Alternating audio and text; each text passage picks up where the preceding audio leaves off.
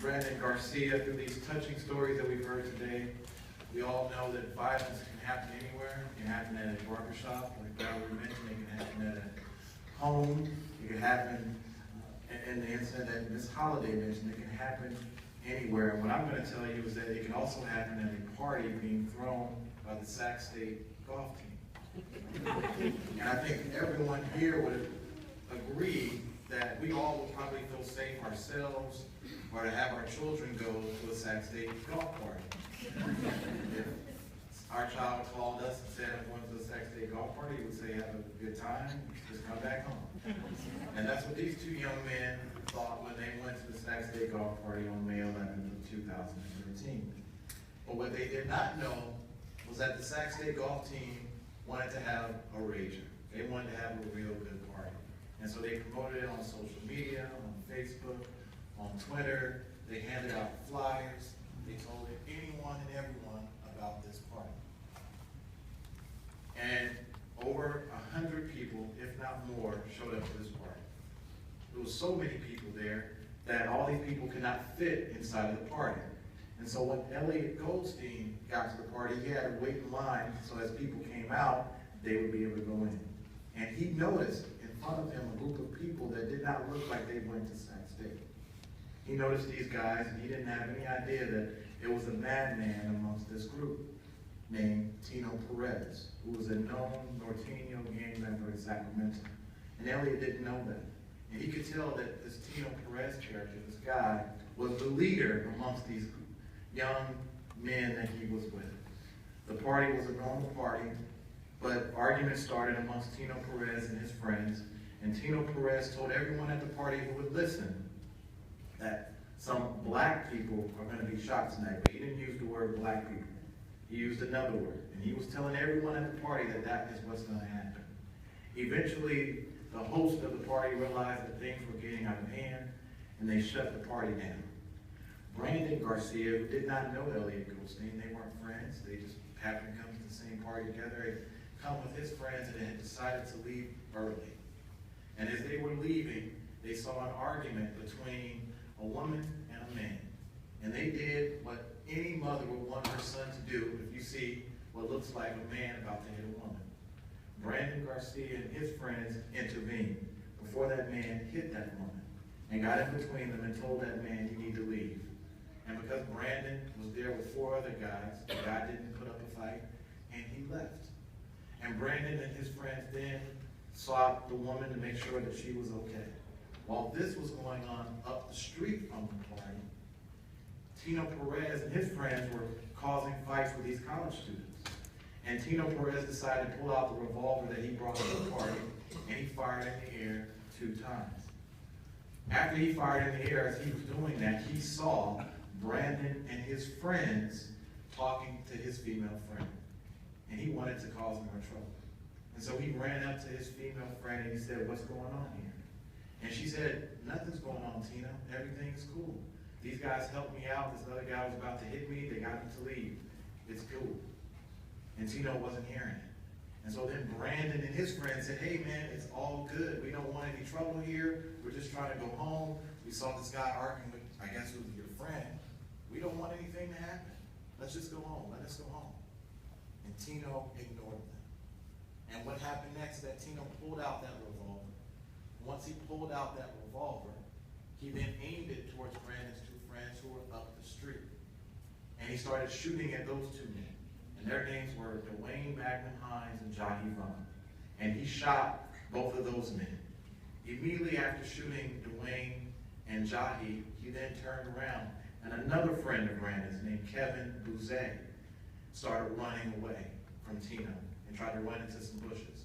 And Tino then shot Kevin Bouzet, and Kevin fell to the ground. At this point, it's only 2 of them left, Brandon and his friend Shakari Brown. And they decided to hide behind the car, thinking that this madman won't come around the car or shoot them, but they didn't know who they were dealing with.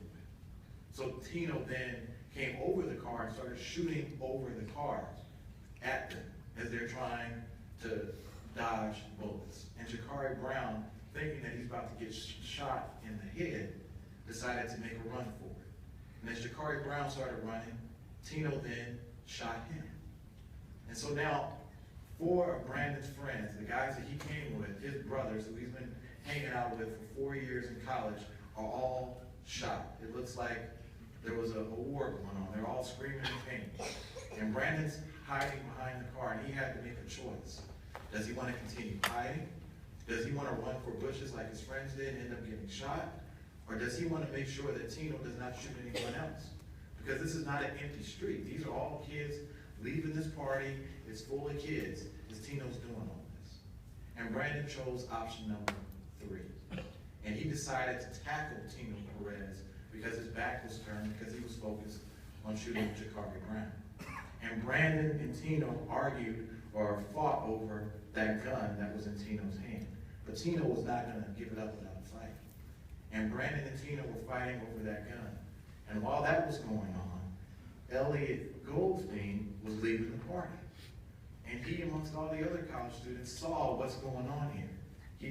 He sees these 4 guys that have just been shot screaming for help.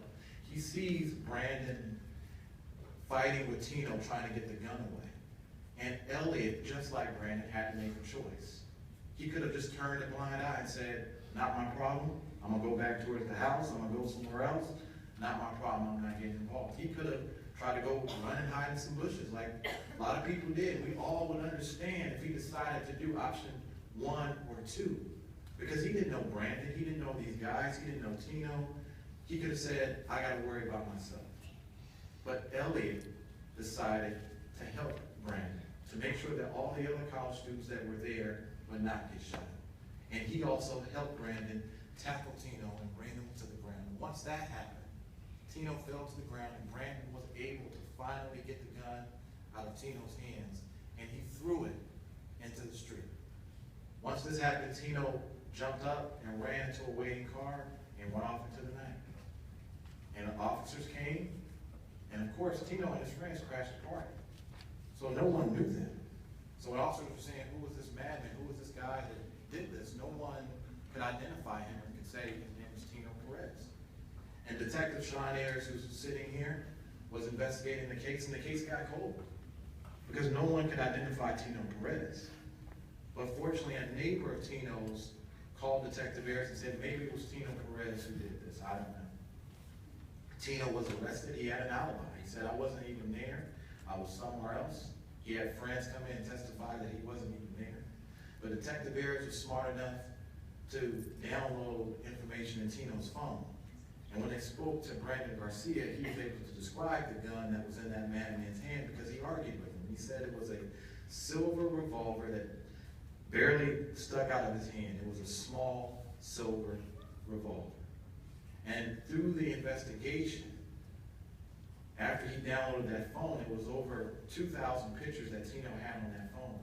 And Detective Dave Kidd took it upon himself.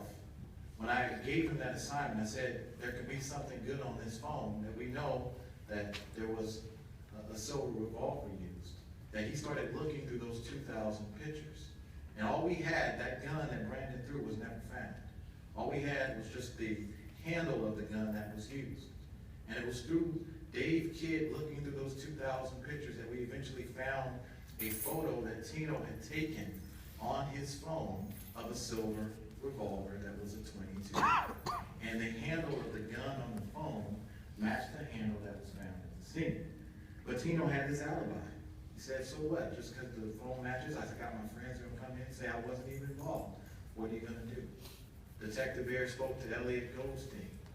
And Elliott Goldstein had been waiting in that line to get into that party, and he had recognized the guy who appeared to be the leader. And he recognized that person had an unusual tattoo. And that tattoo was the state of California that Tino had on his face. And Detective Ayers is smart enough that when he showed a photo lineup of Tino Perez to Elliott, he took that photo with the state of California off so that, there wouldn't be any confusion.